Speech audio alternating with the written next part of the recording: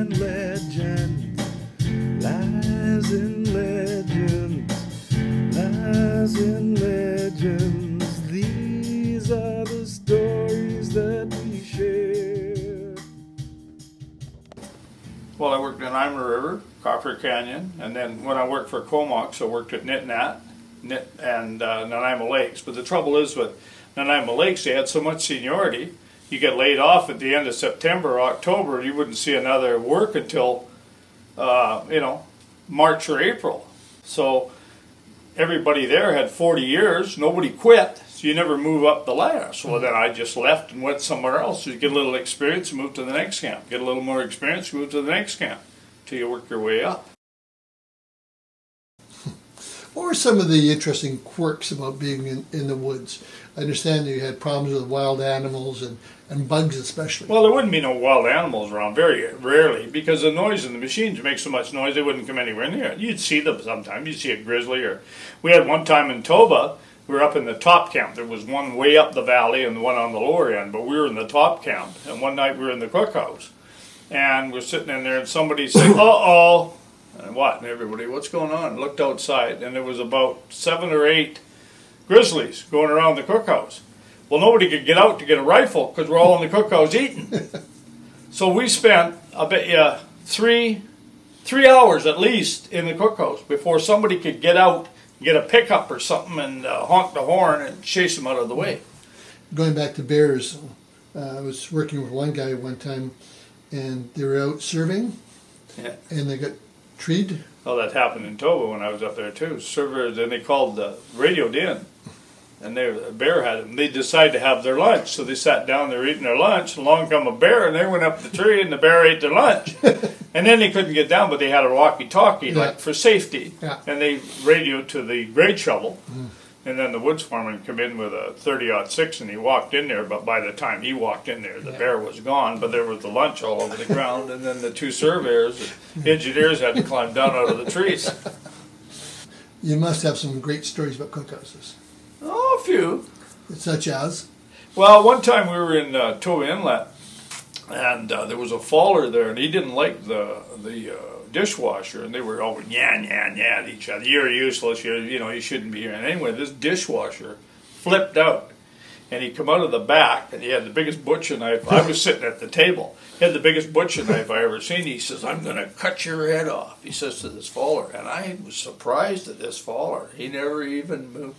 He said, "You better put that away, sonny, because if I got to get up out of this chair," he says, "I'm going to take that and I'm going to put it someplace where the sun don't shine." And just then the woods foreman walked in the door for his supper, and he said, "What the hell's going on here? Put that knife away. Get out. Get back in the back end." That was the end for the dishwasher. He was gone on the next plane out. They change cooks all the time, but I mean, you get a cook that's half decent cook to hang on to, because you don't know where the next cook's coming from. We had a guy one time, they called him Salmonella Sam. And we didn't know until he got in there, and I was talking to one of the guys, and he said, "Oh, you got Salmonella Sam now." And I said, "What are you talking about?" "Oh, we just got rid of him down the inlet." Because he said too many guys got food poisoning. So we got rid of our cook, and he probably went to another inlet. And that guy ended up, he was a terrible cook. Oh, man, we never got food poisoning, but but that was his nickname. We had a chef in one of the camps I was at, and he was a French chef out of Quebec, and man, he was fantastic. You gained weight when you went to that camp. And he really liked me because I used to draw cartoons of him and stuff. And him and his wife did the bunkhouses, and he did the cooking. So anyway, they were so good of cooks, and she kept my room really clean and nice. So I bought them each in a bottle, and I gave them a bottle each, not so the crew could see it, but he liked scotch, so I got him a bottle of Glenfiddich, and I forget what she wanted, but I got her a bottle too. So the next time, Friday night's usually steak night, so I come in the cookhouse, and the cookhouse is about half full. And he hollers out to me, "What are you having tonight for dinner, Gordy?" This Miss Danielle, his name was. I said, "Well, I'll have a steak if you got one." "Yeah, okay, what do you want? How do you want it?" And I said, "Oh, medium rare, whatever." And so I got my other stuff, my salad and stuff like that, and you just wait until he gives you a call that it's ready. Jesus, I'm telling you, I went over there and to get my steak, and it was hanging off of both sides of the plate. It's the biggest steak I've ever seen in my whole life. Well, the whole cookhouse, look at the size of that bloody cake. Or the steak, how in the hell did you get a steak that size? I says, buy the cook a bottle once in a while, you cheap bastards. So anyway, God, I couldn't believe it. It was like, I told everybody it was the size of a toilet seat lid.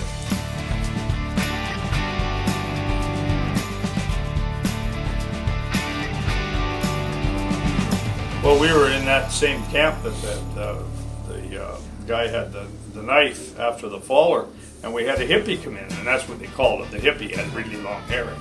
And anyway, he was working at the rigging, and he wasn't much of a vegetable eater, so he come in there, and it was steak night. So he said, what do you want? He said, I want a steak. So he had a steak.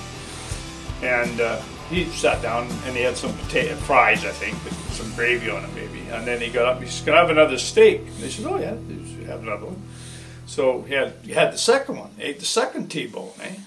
So he finished that one, and he got up and he says, can I have a third one? The cook says, Jesus, you had two already, that's enough. And the woods foreman says, if he wants his steak, you keep cooking him steak until he don't want no more. And so we got another, I don't know whether he got a fourth steak, but I know he got three of them. He ate 3 T-bones, eh? But I mean, he was so hungry from working out in the rig, and you're working hard, you burn up a lot of energy. And there was nothing to him. He was a skinny little guy, but he could sure eat. I was in a camp when I was a kid, and I was sitting at one of the tables with this old, I guess he was Finn, I could barely speak English. And they had another young guy come in, and the same thing, they had a stack of pancakes in the morning. And this young guy, he's doing the same thing, but he's going through them, feeling for the hot ones, eh? And this old Finn says, then you finish shuffling the bastard, deal me a couple. We had a guy one time in camp, he was a wrestler, and he wrestled against Gene Kaniski and some of them guys, eh? And he used to work out in Gold's Gym in Montreal. He was French, eh? Big skookum, he was a big faller. And anyway, one time he was going through the looking for the bakery stuff, and they never give you out the fresh baked stuff. The bakery stuff always comes out about 3 days later. You never get the really fresh stuff. Right? It's always rotated, and you don't get the fresh stuff. So he said the same thing one day. Hey! And he just took a bunch of it, and he dumped some cookies and stale old stuff into the bread boxes. Eh? And the flunky said, what the hell do you think you're doing? He says, well, I got to get rid of this bloody stuff. It's going to walk off the table by itself. Get some of that fresh stuff out of they had a bin or a cupboard there. And anyway, they got in a bloody big argument, and this flunky was a pretty big boy, and he took a run at this guy. Well, he got the surprise of his life. That bloody Frenchman grabbed him and flipped him and bang, had him laid out on it. He says, I said I want some fresh baking. Working for Olson's one time up in there, and they had a young guy, or a guy on the boom, and anyway, the guys were taking different stuff, and the cook had made ribs the night before. And then he put them out onto the table for guys to take in their lunch. Well, there was not spirit, but beef ribs. Yeah. And nobody was taking them. And somebody said, he said to the guy, aren't you taking these ribs out? Well, he said, you eat any last night? He said, there was a goddamn tough, you couldn't chew the goddamn thing. And the cook said, well, they weren't that bad. And he said, they sure were. And he says, and by the way, he says, your goddamn bacon's no hell either. He said, one of the logging truck drivers, he said, took some cookies out the other day, and he threw one out for a crow, and he hit him and broke his foot. So obviously there were some really interesting characters that you worked with. Got that. Who's the most interesting that you can think of? Oh, Jesus, I don't know. It's hard to say. Oh, just anyone off the top of your head. Yeah, I know, but I'm just trying to think which one of them. Well, it just depended on what they did and different. Oh, we had one guy, that was a good one. He was a German fella, and he was in the German youth movement, fought with Hitler, and then after the war, he went to, they got into Switzerland or something and got out of there, and he got to work in the went to fight for the French Foreign Legion in North Africa. And then he got out here, and he ended up being a faller, eh? So anyway, he was not a man of a few words, but he was one tough cookie, and you could just tell by talking to him. Eh? But I got along with him really good because I used to talk to him all the time. And so anyway, I asked him. He he wasn't married or anything, but when the camp shut down, the Charlottes, he'd go to Vancouver, and they used to stay in the West Hotel or one of them down there. But so anyway, I asked him, I said, what are you going to do for Christmas this year? And he's eating his supper, and he says, same as I do last year, he said. I said, what was that? He said, I go to Tijuana, get a case of scotch and 2 Hooters, he said. I started laughing. And I says, what then? Oh, well, camp should be open by that time. He had a big stack of paychecks on his bunk, like he had a table between the 2 bunks, 2 men to a room. And he had a stack of Carnzollerback checks like that on beside his bed. And they used to come in the office for him, and they'd say, Harry, would you please go and cash those bloody checks? You're screwing up our bookkeeping in Vancouver. Like he'd have $20,000 worth of checks on a stack on his bed, you know. And he said, I cash them. Well, I go to town, I cash them. He said, I take them all in at once and put them in the bank. Well, he said, why don't you put them in the bank here? I don't deal at this bank here. He said, I deal at one in Vancouver. Yeah, it was just characters like that. There's one pair of twins that I worked with. They called the Halsey twins out of headquarters. Oh, yeah. The headquarters is where Comox Logging Railway started. 2 stories about the Halseys. One is a cold day like it is today. So they decided to eat inside and get warm. So they put a steel plate in and they built a fire in the crummy. And they had a roaring fire in the crummy. The windows open to let the smoke out. I was working in the same camp, but I didn't go to town with them. I just heard about it. Anyway, about half the guys got off the plane, and him, and I said, what happened to the other guys? Well, they all got fired. I said, fired? For what? Well, on the way home, they were hungry, so they decided they're going to build a fire on the airplane and cook some hot dogs. The float plane. The pilot turned around and landed off, and they just took some beer boxes and burned them up, or ripped them up, and they lit a fire in the back of the plane. Eh? Oh, crazy things. And then some camps you just went in and you just stayed in there for as long as you could handle it anymore until you were about goofy and away you went. You know, I know one guy that his wife, she was feeding her kids Jello and Freshie. That's all she had to feed the little kids because he blew it all in poker games in camp. Oh, you have tremendous big poker games sometimes. I was a reader. I did a lot of reading. I mean, I read hundreds and hundreds of books. And when I was first in camp, there was no radio or nothing. Now they won't go into camp unless you got Wi-Fi.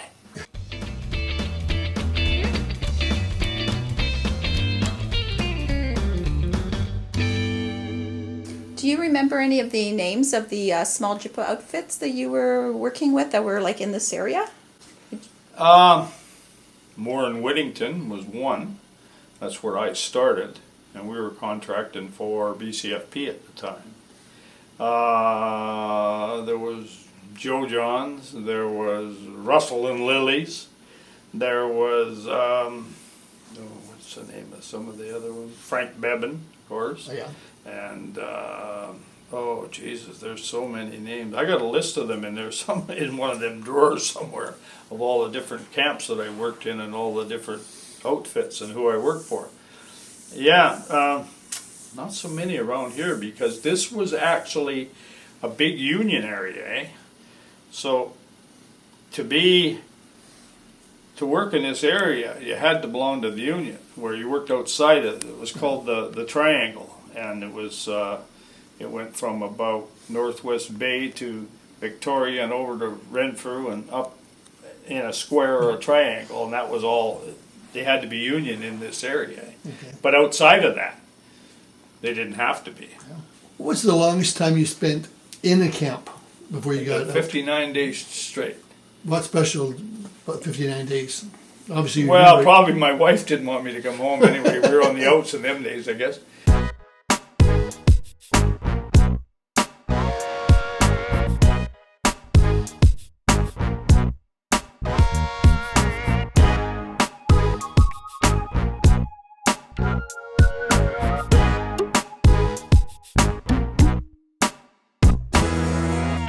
How did the guys feel about leaving their rotten That's why kids' homes? so many guys are divorced.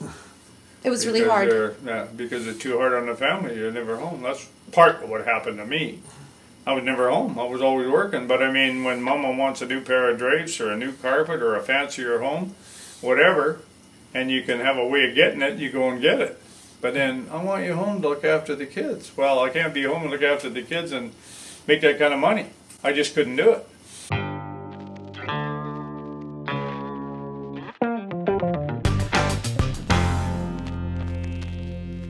I've been in camps where the hypodermic needles are lined up over the wash basin in the wash house.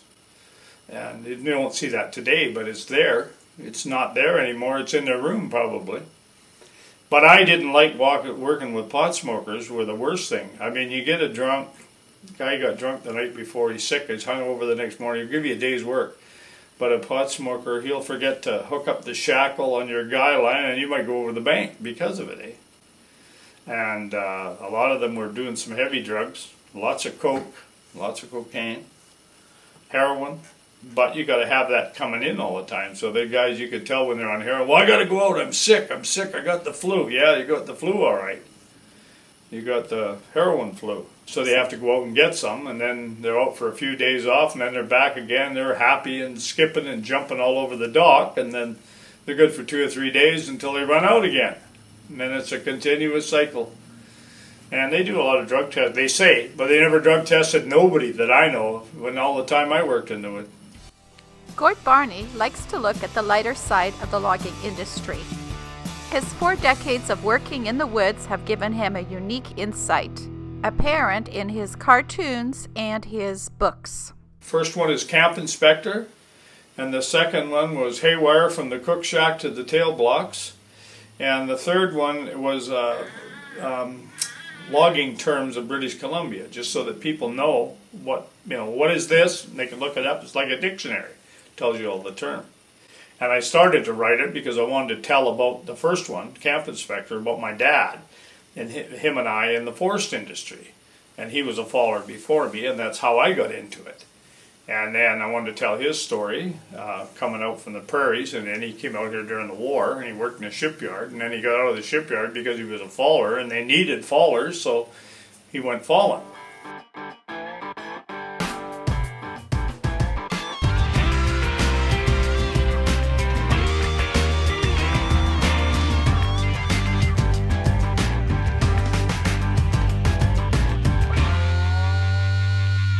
In my book, I tell lots of stories about and I've guys saying to me, why don't you write another book? Well, there ain't any more stories, basically. I'm not in the industry where I could talk to them anymore, eh?